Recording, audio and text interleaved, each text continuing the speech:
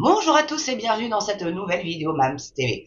Alors aujourd'hui, j'ai fait un petit crochet chez nos amis belges parce que ils sont quand même bien embêtés avec les migrants. Hein, là, cet article-là est d'Euronews. Hein, il date de 2022 déjà, donc ça fait déjà un petit moment que ça dure, mais on n'en parle pas en France. C'est silence radio de ce qui se passe dans les autres pays européens. Donc j'ai envie d'aller un petit peu farfouiller voir ce qui se passe ailleurs, en Belgique, en Espagne, en Italie, en Allemagne, pourquoi pas.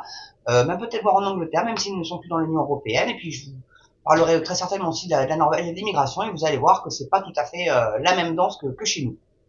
Déjà d'une part parce que eux ont eu l'intelligence de voter non à Maastricht et Schengen. Donc du coup, ils sont encore dans le libre-échange, mais Schengen, non, on peut pas circuler comme ça en Norvège. Hein, c'est une migration de travail, c'est-à-dire que quand tu veux aller vivre là-bas, tu es obligé d'avoir un emploi et le logement suit généralement derrière, ou soit tu t'es démerdé toi-même pour l'avoir. Voilà, mais en tout cas, ne rentre pas en Norvège qui veut. Ça, c'est une chose. Donc, là, j'ai un petit peu scrollé parce que bon, l'article est quand même assez long.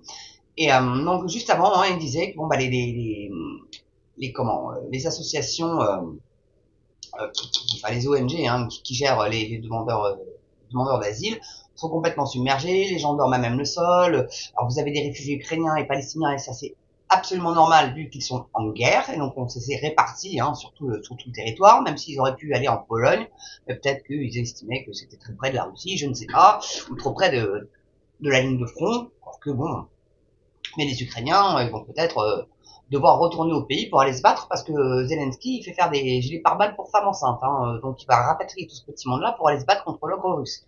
Bien du courage, hein, il devrait lâcher l'affaire et il n'a pas compris qu'il était battu d'avance celui-là. Bon, parenthèse fermée en tout cas. Donc les Belges hein, subissent réellement d'énormes problèmes. Hein, leur hébergement d'urgence est ultra saturé. Ça va pour une nuit, il faut en changer le lendemain. Enfin, pourquoi pour faire la place pour un autre. Mais si au bout d'un moment, bah, le cercle il est bouclé, quoi. Tu peux plus. Donc accueillir dans la dignité, oui. Accueillir les gens comme ça, non. Il y a des cas de gale, de diphtérie, de choses comme ça. C'est juste pas possible d'accueillir des gens dans des conditions pareilles. C'est pas humain. Après, vous m'étonnez qu'ils aient la haine, ces gens-là, hein, et qu'ils deviennent violents. C'est tout à fait logique, quelque part. Hein. Ça reste des êtres humains. Hein. Donc, il faut savoir aussi que la von der Leyen a quand même prévu, comme petit paquet cadeau, 3,4 millions de migrants par an répartis sur tout le territoire européen. Et si tu en refuses un seul, c'est 20 000 balles d'amende. Voilà, on en est arrivé, tellement ils veulent nous forcer la main. Et moi, je voudrais bien, tiens, les Belges, mes amis les Belges, vu que ceux qui habitent surtout Bruxelles, hein, bien évidemment, allez donc emmerder la von der Leyen, là, faites des manifs devant le Parlement européen, et puis allez même peut-être chez elle si vous avez la chance de savoir où elle habite, cette salope. Excusez-moi, hein, je l'appelle comme ça parce que c'est vraiment ce que c'est. C'est une véritable pourriture, elle n'a pas été élue, elle a été nommée. Alors déjà, je sais pas qui a eu la riche idée de donner cette connasse, certainement des oligarques encore.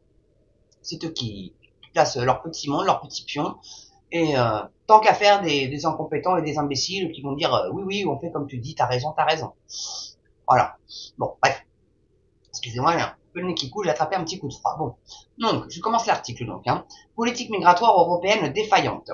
En Belgique comme aux Pays-Bas, mais aussi en France ou dans le nord de l'Europe, les demandeurs d'asile payent aussi le prix d'une politique migratoire européenne défaillante. Refoulés dans certains États de l'Union, ils souffrent dans d'autres d'une gestion inefficace des demandes d'asile. Quand il y en a trop, il y en a trop. Enfin, je sais pas quoi, après au bout d'un moment, non. Donc en désespoir de cause, ces groupes de migrants ont occupé des bâtiments vides, comme l'immeuble dans lequel nous nous rendons dans le centre de Bruxelles, pardon. Cet immense squat est passé d'environ 200 personnes à plus de 600 personnes en l'espace de quelques jours. Donc on peut pas les héberger, donc ils sont obligés d'aller squatter des immeubles donc ils caillent, forcément, il n'y a pas de chauffage, vous vous doutez bien, il doit pas y avoir l'eau courante, enfin, l'hygiène, ça doit être juste déplorable, mais on les accueille quand même. On leur dit pas, bah non, vous repartez chez vous, on peut pas vous accueillir proprement et dignement. Moi c'est ça l'humanisme pour moi. C'est accueillir dignement. Et là c'est pas le cas. Donc il faut plus accueillir quand c'est comme ça. Voilà, quand vous accueillez votre ami chez vous, vous avez rangé, vous avez préparé un bon petit plat, voilà. Il vous amène une petite bouteille de vin ou un petit fleur, selon, hein, et puis vous passez un bon moment, mais vous faites les choses bien quand vous accueillez des gens chez vous. Enfin, je sais pas, quoi, au bout d'un moment. Bon. Donc Marie d'Outrepont, défend plusieurs des occupants du squat menacés d'expulsion. Ouais, bah, il faudrait qu'ils soient expulsés. Moi, je suis désolé, hein, au bout d'un moment.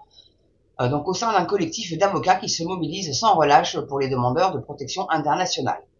Depuis un an, Fait d'Asile, et donc à travers Fait d'Asile, donc l'État belge, a été condamné 7000 fois par le tribunal du travail qui a dit qu'il faut respecter la loi et fournir un hébergement à ces personnes, avec des astreintes qui n'ont pas été respectées par Fait d'Asile ou avec un tel retard que ça n'a plus aucun sens, tempête l'avocat. Enfin, ça pousse pas comme des champignons les bâtiments, faut les construire aussi. Ils sont marrants, hein, mais prenez-les chez vous, là, si vous êtes si malin que ça, allez-y, prenez-en 3-4 chez vous, puis on verra. Enfin, c'est ces gens-là, ils causent, ils ont leur petit confort, ils sont bien chez eux, et puis ils vont aller après, enfin, faire ce genre d'action-là, et non, ça va pas, ça peut pas aller. Non. Les avocats et avocates ont été jusqu'à la Cour européenne des droits de l'homme à Strasbourg, qui vient d'ordonner des mesures provisoires et de confirmer qu'il faut respecter la loi, accueillir ces personnes, poursuit-elle.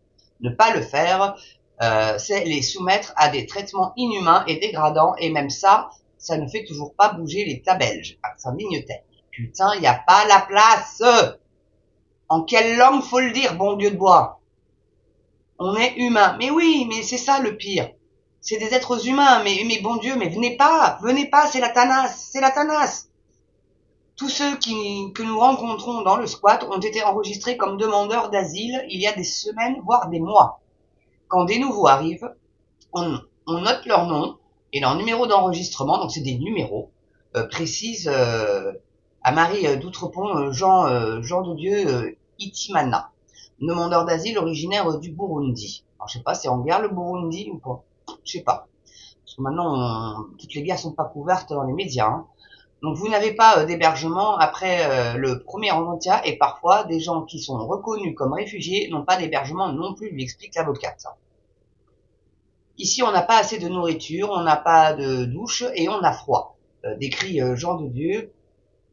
À ses côtés, Nasrullah Ali, c'est des noms un peu compliqués, désolé, demandeur d'asile afghan qui vit dans ce même immeuble. On est humain et on est là parce qu'on est des réfugiés, rien d'autre, lance-t-il. Parce que notre vie est pleine de risques dans notre pays, assure-t-il. Donc Nasrullah était militaire en Afghanistan à la prison de Bagram. Certains membres du nouveau gouvernement taliban étaient sous sa garde avant leur prise de pouvoir. Sa tête est mise à prix. Bon, là, lui, ça se comprend qu'il se soit barré, c'est clair. Donc, tout comme il aurait pu aller en Égypte, il aurait pu, enfin, je sais pas, mais enfin bon, non. Tout comme celle de Jean de Dieu, pasteur au Burundi et militant des droits de l'homme. Condamnation de l'État belge par la Cour européenne des droits de l'homme. Nous les retrouvons plus tard aux côtés d'autres compagnons d'infortune venus participer à la manifestation organisée par leurs avocats non loin du secrétariat d'État pour l'asile de la migration. On vous invite à faire une petite action symbolique puisque la Cour européenne des droits de l'homme a condamné l'État belge et que cela ne sert toujours à rien, martèle-t-elle en s'adressant aux quelques dizaines de personnes rassemblées. Mais bon. L'avocate Manon Libert prend elle aussi la parole. À quoi ça sert encore d'enfiler une toge d'avocat, de préparer nos dossiers, d'aller plaider, de gagner des procédures et de faire signifier des jugements si l'État marche dessus ensuite et laisse volontairement des femmes et des enfants et des hommes à la rue. Dénonce-t-elle avant de lancer. Nous demandons aujourd'hui à la Belgique de remplir ses obligations internationales. Le secrétariat d'État à l'asile, à la migration, ainsi que l'agence chargée de l'accueil des réfugiés ont décliné nos demandes d'interview. Opposant aux critiques, le manque de moyens, le gouvernement souligne aussi l'absence de solidarité européenne, des arguments intenables, disent les manifestants, face à l'urgence. Oui, mais enfin, comme je vous le disais, on accueille dignement ou on n'accueille pas. Ces gens-là, il y a d'autres pays où ils peuvent être très bien intégrés, qui sont de la même culture, de la même religion, des mêmes mœurs, et ils seront bien plus heureux. Et ils seront au chaud et ils auront un hébergement, c'est garanti. Alors qu'est-ce qu'ils veulent? Venir dans des pays européens où ils vont se les cailler, où ils vont dormir dehors, où ils vont être malades, donc infestation de gale, de diphtérie, enfin je ne sais plus quel autre truc il y avait encore, mais enfin bon, c'est pas des joyeusetés non plus. Donc ils sont dans des conditions absolument mais déplorables. Alors forcément, ce sont des réfugiés de guerre, ces gens-là, une grande partie. Hein. Il y a des Ukrainiens aussi, je l'ai dit ça d'ailleurs en début vidéo, il me semble. Mais il faut pouvoir les accueillir. Donc si on peut pas, on n'essaye même pas de les accueillir. On leur dit non, on n'a pas la place, désolé, on peut pas vous accueillir dignement. Moi, ça m'horripile. Voilà. Alors dites-moi ce que vous en avez pensé dans les commentaires. Encore un petit coucou aux Belges. Je vous dis, hein, les Belges, hein, Brexit, nous on fera le Frexit, Italia fixe, Spanifix et tout en mix. Hein. Il n'y a pas idée fixe encore. Bon, bref. Donc voilà. Bon, je vous souhaite à tous une très très belle journée, une belle soirée selon l'heure à laquelle vous regardez cette vidéo. Moi, je vous dis à très bientôt sur une nouvelle vidéo Mams. Et surtout, n'oubliez pas l'abonnement, la cloche, le pouce, le petit commentaire et l'abonnement, un gratuit et un payant. Vous faites comme vous voulez, vous choisissez. En tout cas, merci d'avoir regardé cette vidéo et je vous dis moi à très bientôt sur une nouvelle Mams TV. À ciao!